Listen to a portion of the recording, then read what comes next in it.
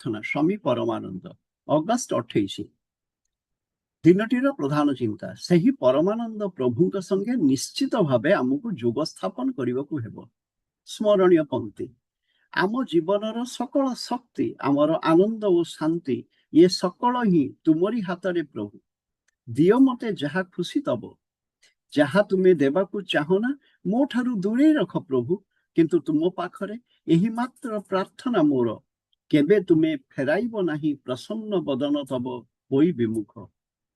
ନୀତି ଉପଦେଶ, ଜଗତରେ ଏପରି ଲୋକ ନାହିଁ ଯିଏ ଭଗବାନଙ୍କ ରାଜ୍ୟରେ ପ୍ରବେଶ କରି ଜୀବନର ସମସ୍ତ ବୋଝରୁ ନିଜକୁ ମୁକ୍ତ କରିପାରିବ ନାହିଁ।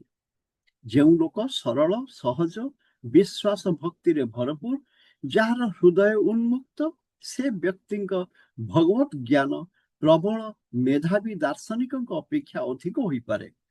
ଅନେକ ସମୟରେ ଅଳ୍ପ ଜ୍ଞାନ ଆମକୁ ବେଶୀ ସହାୟତା କରେ ଏବଂ ଆମେ ଭୁଲ ଯାହା କିଛି ଶିଖିଥାଉ ତାହା ସହଜରେ ଭୁଲି ପାରୁ। ବୁଦ୍ଧିର ପ୍ରଖରତାର ସାହାଯ୍ୟରେ ଭଗବାନଙ୍କ ସଙ୍ଗେ ଯୋଗ ସ୍ଥାପନ ହୁଏ ନାହିଁ, ବରଂ ଆତ୍ମନିବେଦନ କରି ଏବଂ ସେ ଯେ ଆମକୁ ପଥ ଦେଖାଉଛନ୍ତି ଏବଂ ଅନ୍ତରରେ ଅଧିଷ୍ଠିତ ହୋଇ କାର୍ଯ୍ୟ କରୁଛନ୍ତି, ଏହି ଆତ୍ମାନୁଭୂତି ହିଁ ଆମକୁ ତାଙ୍କ ସଙ୍ଗେ ଯୁକ୍ତ କରେ।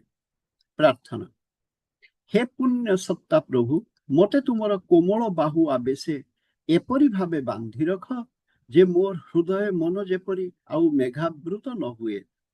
ଦୁଃଖ ଶୋକାଚ୍ଛନ୍ନ ଏହି ଜଗତରୁ ତୁମେ ମତେ ତୁମର ଆନନ୍ଦ ଓ ଶାନ୍ତିମୟ ସ୍ୱର୍ଗ ରାଜ୍ୟକୁ ନେଇଯାଅ।